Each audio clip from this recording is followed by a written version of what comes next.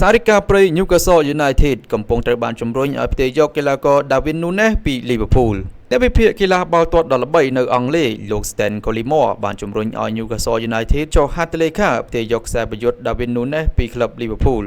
ជាការពិត Darwin Núñez កំពុងមានភាពលំបាកហើយពេលវេលារបស់គាត់នៅកីឡដ្ឋាន Anfield ទំនងជាត្រូវបញ្ចប់កំឡុងពេលទីផ្សារដោះដូរនារដូវក្តៅកីឡាករអ៊ុយរ៉ាហ្គាយវ័យ25ឆ្នាំរូបនេះត្រូវបានផ្សារភ្ជាប់យ៉ាងខ្លាំងជាមួយនឹងការចាក់ចេញពី Liverpool ហើយរបាយការណ៍ទាំងនេះស្របពេលជាមួយនឹងរបាយការណ៍នៃការចាក់ចេញរបស់កីឡាករ Alexander Isak ពី Newcastle ផងដែរ Alexander Isak អាចនឹងចាក់ចេញបើសិនជាក្លឹបមិនអាចទទួលបានកៅអីពីរង្វាន់ UEFA Champions League នារដូវកាលក្រោយដូច្នេះ Newcastle United បានចាប់ផ្ដើមស្វែងរកកីឡាករមកជំនួសកីឡាករស៊ុយអែតដែលមានវ័យ25ឆ្នាំដូចគ្នាផងដែរជុំវិញរឿងរ៉ាវទាំងអស់នេះលោក Stan Collymore បានលើកឡើងថាក្លឹប Newcastle គួរតែស្វែងរកឱកាសក្នុងការចុះហត្ថលេខាទៅលើ Darwin Núñez ជាអ្នកជំនួសកន្លែង Isak Núñez ពិតជាស័ក្តិសមនៅ Newcastle United ហើយអ្នកគាំទ្រនឹងស្រឡាញ់រូគេ Newcastle United គឺជាក្លឹបដ៏ធំមួយដូច្នេះកីឡាករនឹងមិនមានអារម្មណ៍ថារូគេត្រូវបានទម្លាក់ខ្លួនមកលេងឲ្យក្លឹបតូចនោះឡើយអ្វីដែលសំខាន់នោះគឺកីឡាករនឹងមិនមានសម្ពាធហើយខ្ញុំគិតថាគ្រូបង្វឹកលោក Eddie Hall អាចធ្វើឲ្យ Núñez ក្លាយទៅជាកីឡាករដែលលេចធ្លោម្ដងទៀត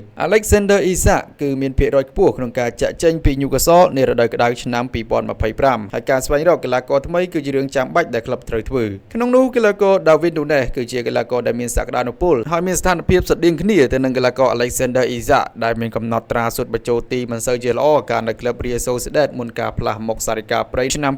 2022ហើយរូគេបានក្លាយទៅជាកីឡាករដែលមានភាពលេចធ្លោមួយនាពេលបច្ចុប្បន្ន